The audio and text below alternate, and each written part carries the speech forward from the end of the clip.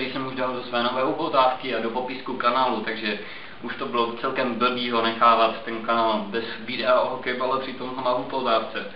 Jak vidíte, jsme tady v garáži, což není zrovna extra prostředí pro hokejbal, spíš vůbec, ale bohužel venku fakt prší, je tam hnusně a navíc zdejší hřiště je opravdu otřesný, je to spíš džungle. A zase jezdit do Olomouce by bylo zbytečný, protože tam prší taky, akorát bychom tam zmokli a byl by to ztracený čas. Ale ty základní věci můžeme udělat tady.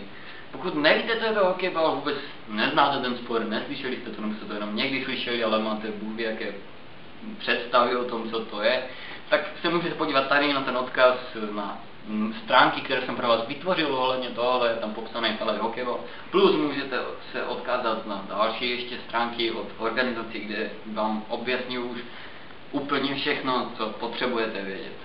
Takže já myslím, že bychom asi mohli začít a mohli bychom si ukázat pár základních věcí, které budete potřebovat. Takže první věc, kterou si ukážeme, a základní věc, kterou si ukážeme, je dribbling. Dribbling je tohle jednoduché přesouvání míčku z forehandu na backhand. Forehand, backhand. Je to základní v tom, abyste si drželi ten míček, měli ho pod kontrolou. Je tam hlavní rozdíl proti tomu, když prostě jenom takhle tlačit před sebou, že ten protihráč vám len tak nesebere prostě. Jste hned schopni si ho strhnout a uniknout před tím protihráčem s tím míčkem. Základem je jakože začít si to takhle pomalu, potom můžete zrychlovat, až to budete umět rychle, tak hlavně potom dokázat přidat hlavu, zvednout hlavu, takhle s tím driblovat a musíte být schopni se dívat okolo, kde máte spoluhráče, kterému můžete nahrát. Potom ještě hlavnější věc, kterou tím získáte, když se to naučíte, je potom pohybovat se s tím. Pohybovat a díky tomu můžete dělat nějaké ty kličky, můžete to stáhnout z backhandu na forehand, třeba i před tím brankářem, když jdete najet, jdete takhle, on to strhnete a můžete to tam házet forehandem, backhandem. Takže tohle to je ta základní věc, kterou potřebujete v hokejbale. Takže druhá věc je střelba. Potom, co jsme se teoreticky naučili driblovat, by se nám mohlo stát, že se dostaneme až do takové blízkosti protihráčské brány, soupeřovy brány, že bychom na ní mohli potřebovat vystřelit. Pokud se dostaneme fakt blízko, tak není potřeba střílet příklepem, golfáčem, ale lepší a rozhodně účinnější bude střelba zápěstím. Já osobně ji mám fakt radši. Taky proto, že mi asi ta příklepem zrovna nějak moc nejde. Ale podívejme se na to. Takže základem ten míček, když střílíme forehandem, jde střílet i backhandem. Ale dejme tomu, že jsme v klasické situaci a střílíme na forehand. Takže na forehand budeme potřebovat takhle ten míček.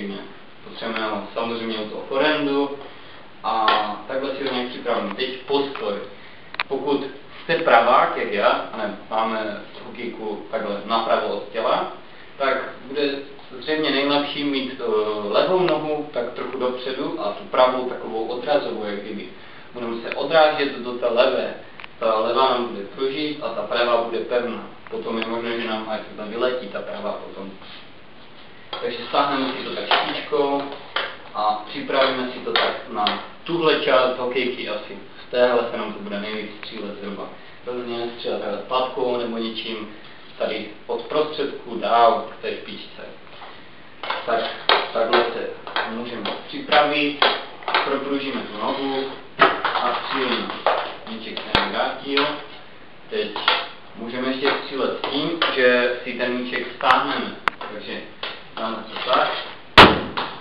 Teď jsem zrovna netrefil, byla to rána jak svině. A netrefil jsem, ale můžeme, dáme druhý pokus. Takže tak. Dali jsme to tak pod výkon. Teď se nám vrátil a můžeme to zkusit ještě jednou, pokud jste to ještě neviděli, ale musíte pošlit znova a znova a znova. Takže uvidíte to, kolikrát jste vy. A opět si to takhle upravíme s tím driblingem opět.